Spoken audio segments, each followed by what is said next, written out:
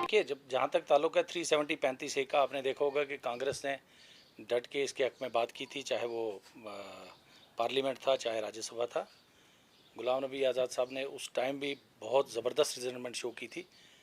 कि 35A और 370, क्योंकि हम देने वालों में से या लेने वालों में से नहीं हैं जहाँ तक कांग्रेस पार्टी का ताल्लुक है। रही बात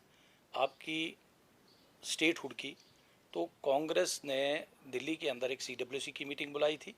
और उस CWC में उसी दिन रेजोल्यूशन पास हुआ था कि कांग्रेस डिमांड करेगी स्टेटहुड बहाल करने की, रियासत दोबारा से बननी चाहिए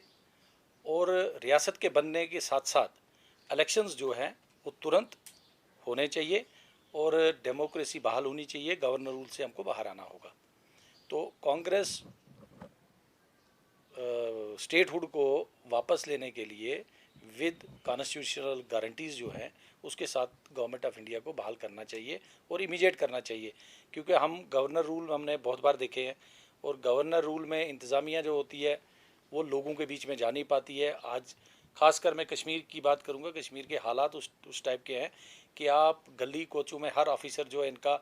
बड़ा जो वो नहीं पहुँच सकता है। जब मंत्री होते हैं, MLA होते हैं, अपने रिप्रेजेंटेटिव्स अपने इलाके के होते हैं और उन रिप्रेजेंटेटिव्स को मद्देनज़र रख के वो लोगों के घर की हालत, उनके गलियों की हालत, उनके कोचों की हालत उनको पता होती है। और एक आज़ादी के बाद ये एक हक भी बनता है कि जब डेमोक्रेसी मुल्क में शख्सियत राज को अंग्रेज़ों को भगाने के बाद यहाँ पे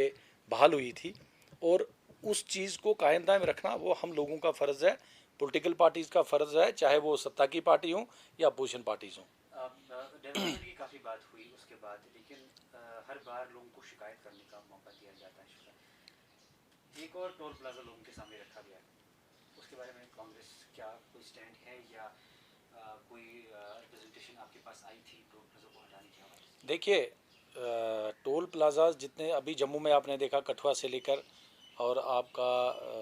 बान प्लाजा तक प्लाजा ही प्लाजे खोले गए और टोल प्लाजा को लेके कांग्रेस ने प्रदर्शन भी किए जम्मू में। अभी रिसेंटली हमारे पिछले हफ्ते में कांग्रेस कार्यकर्ता सड़क पे थे और उन्होंने जाके प्रोटेस्ट किया कि ये वाले जो टोल प्लाज़ा है, क्योंकि सरकार की जो उपलब्धियां हैं वो कांग्रेस को जो नज़र आ रही हैं, क्योंकि हम लोगों ने अपने दौरे हुकूमत में कोशिश की कि यहाँ की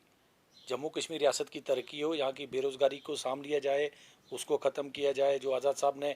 यहाँ से हटने से पहले 1 लाख लोगों को लगाने का वादा भी किया था, उसी के वो शिकार भी बने, उनकी हुकूमत भी उसी पे चली गई। और हम लोगों ने हमेशा कोशिश की कि जम्मू कश्मीर की रियासत की तरक्की हो और यहाँ जो डेवलपमेंट है वो होती रहे और वो जो हमारे दौर में जो पिछले आज़ादी के बाद जब से जम्मू कश्मीर रियासत बनी थी और ये कुछ रियासतें उस टाइम बनाई गई थी जिसमें जम्मू कश्मीर सरफ़हरिस्त थी, क्योंकि बॉर्डर रियासत थी और इसकी इफादियत अपनी थी। तो तब से लेकर आज तक जितनी भी डेवलपमेंट्स हुई वो कांग्रेस दौर में हुई हैं। आपने देखा होगा आज़ाद साहब के दौर में कितनी डेवलपमेंट काम हुए, चाहे जम्मू में आप देखो चाहे कश्मीर के अंदर देखो, डबल शिफ्ट ट्रिपल शिफ्ट में काम किए गए। इनकी जब से ये सरकार बनी, चाहे वो पीछे PDP के साथ इनकी हुकूमत साझेदारी में रही, वहाँ से लेकर आज तक, आज तो गवर्नर इंतज़ामिया है, लेकिन स्वयं जब ये सरकार में थे तब से लेकर यही टोल प्लाज़ा बनते आए, नई चीज़ हमें नज़र नहीं आई और उस नई चीज़ को देखने के लिए लोग भी तरसते हैं और हम लोग भी तरसते हैं कि नया काम कौन सा है जो हमें नज़र आए। क्योंकि अगर ब्लैक टॉपिंग कहीं पे हो रही है तो ये प्रोजेक्ट्स होते हैं हर एनुअल इस पे प्लान में, बजट में ये चीज़ें होती हैं। कहीं पे आप डिग्री कॉलेजेस आपके कांग्रेस सरकार में बने, आपके मेडिकल कॉलेजेस कांग्रेस ने दिए जब आज़ाद साहब हेल्थ मिनिस्टर थे।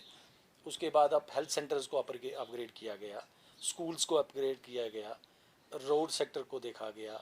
आपने सोशल वेलफेयर को लेके जितनी भी स्कीमें थी, स्कीम वाइज हमने बहुत काम किए तब। लेकिन आज अभी हमारे पास कोई वाइट पेपर नहीं है सरकार का, क्योंकि दिल्ली हेडेड बाय दिल्ली है, गवर्नर साहब तो उनके नियुक्त किए हुए यहाँ पे नुमाइंदे हैं, तो उनको जो हिदायत ऊपर से मिलती है वो वही करते हैं। कुछ दिनों पहले आपने खबर सुनी होगी जो हमारे यूटी के डिफरेंट ऑर्गेनाइजेशन की तरफ से अच्छी खबर उनको ली गई थी कि 4G शायद कुछ दिनों बाद रेस्टोर होने वाला है। क्या आपको लगता है कि वेलकम? देखिए, अगर एलजी साहब ने इस चीज़ को स्वयं खुद कहा कि 4G जो है इसको रेस्टोर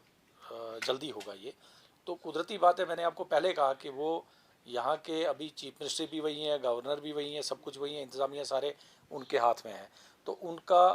दिल्ली के साथ डायरेक्ट कनेक्शन है, दिल्ली में उनसे किसी के साथ उनकी सरकारी तौर पे बात हुई होगी, क्योंकि वो ऐसे भी बयान नहीं दे सकते हैं। तो अगर 4G रेस्टोर हो जाए, मुझे लगता है कि सबसे बड़ा जो फ़ायदा है वो हमारे स्टूडेंट्स को है, हमारे ट्रेडर्स को है, हमारे मीडिया फैटर्निटी को है, कि उनको जितना नुकसान उनको होता है, क्योंकि आजकल डिजिटल इंडिया है, और डिजिटल इंडिया में अगर जम्मू कश्मीर इससे महरूम है तो हमारी बदकिस्मती है।